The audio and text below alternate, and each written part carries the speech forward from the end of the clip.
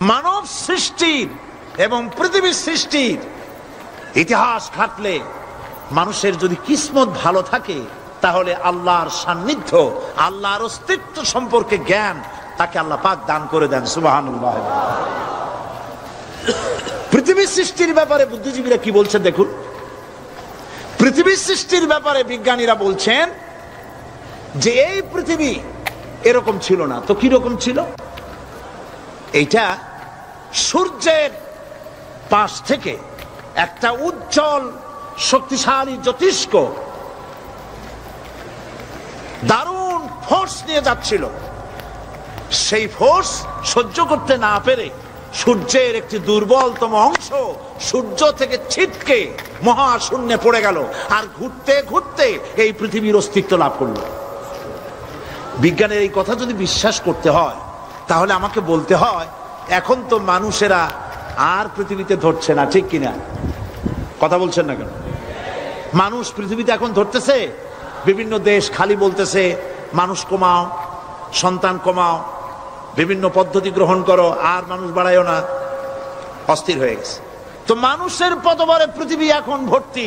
এখন কেন দয়া করিয়া আর একটা জ্যোতিষ্ক সূর্যের পাশ দিয়ে গিয়া আর একটা দুর্বলতম অংশ সিটকে ফেলায় দিয়ে এরকম একটা পৃথিবী বানায় দেয় না?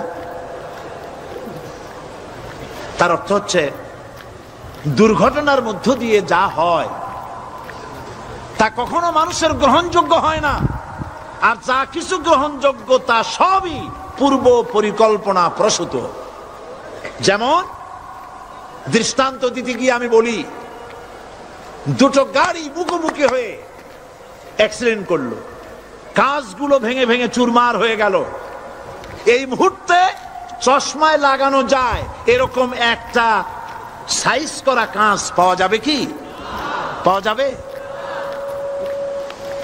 রেলগাড়ি অ্যাক্সিডেন্ট হলো, হাজার লোহার টুকরা পড়ে গেল, এক্ষুনি একখান কোদাল, একখান খন্তা, একখানা শাবল, একখানা দা, একখানা বটি অথবা জুতোয় মারার মতো একটা ছোট্ট পিনও প্রস্তুত আকারে পাওয়া যাবে কি?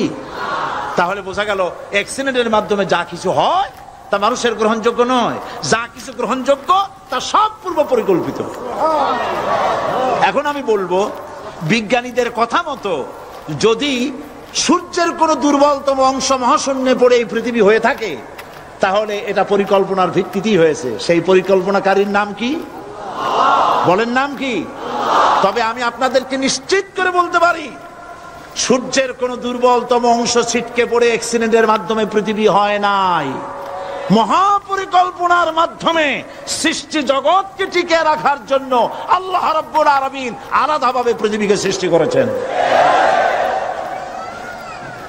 বিজ্ঞানের কথার সাথে কোরআন শরীফের যদি কন্ট্রাডিকশন হয়, তাহলে কার কথা মানবেন? বিজ্ঞান না আল্লাহ?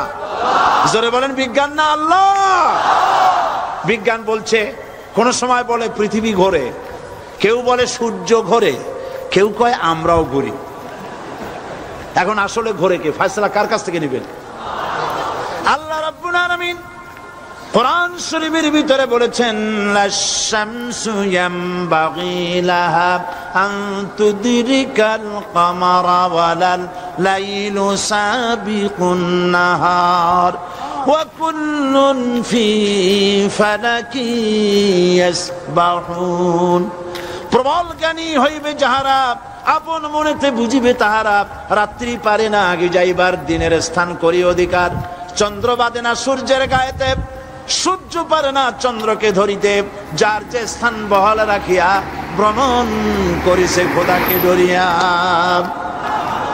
একটি নির্ধারিত সময় সীমা পর্যন্ত আপন আপন কক্ষপথে সব দৌড়াদৌড়ি করবে, কারো সাথে অ্যাক্সিডেন্ট হবে না কারো। ওয়াকুল্লুন ফি ফালাকি ইয়াসবাহুন, যা আছে মহাশূন্যে সব ঘুরতেছে। কে বলে? বলেন সবাই, কে বলছে? কোন সূরা? সূরা ইয়াসিন। আবার শুনুন, আল্লাহ পাক ফয়সালা দিচ্ছেন ঘোরে কেডা? শুধু সূর্য ঘোরে না, শুধু চন্দ্র ঘোরে না, আল্লাহ মহাশূন্যে যা রেখেছেন সব ঘুরতেছে, সবই সন্তরণশীল, সব গতিশীল। সুতরাং ফয়সালা তো আল্লাহর কাছ থেকে নিতে হবে। পৃথিবী সৃষ্টি করেছেন, মানব গোষ্ঠী সৃষ্টি করেছেন, এবং মানুষের প্রয়োজন মিটিয়েছেন। এই মানুষগুলিকে কে সৃষ্টি করেছে? মানুষ সৃষ্টির ব্যাপারেও দার্শনিকরা মানুষদেরকে বিভ্রান্ত করে। যা কলেজে বিশ্ববিদ্যালয়ে পড়ানো হয়, এই কোরআন শরীফ বিশ্ববিদ্যালয়ে পড়ানো হয়? হ্যাঁ হয়। কয়েকটা আয়াত, কয়েকটা সূরা পরীক্ষা পাস করার জন্য একটু একটু অপশনাল রেখে দেওয়া হয়েছে। বর্তমান যে শিক্ষা কমিশন, শামসুল হক শিক্ষা কমিশন রিপোর্ট মন্ত্রী পরিষদে অনুমোদন করেছে বর্তমান সরকার। এই শিক্ষানীতিতে বলা হয়েছে ক্লাস 1 থেকে নিয়ে ক্লাস 5 পর্যন্ত ধর্মীয় শিক্ষা দিতে দেওয়া হবে না। তাহলে ক্লাস 5 পর্যন্ত যদি ধর্মীয় শিক্ষা না থাকে, তাহলে ক্লাস 6-7-এ ওঠার পর আলিফ জাওরা বাজাবর বা আনাকুম জানাকুম ছেলেরা পড়বে? মেয়েরা পড়বে?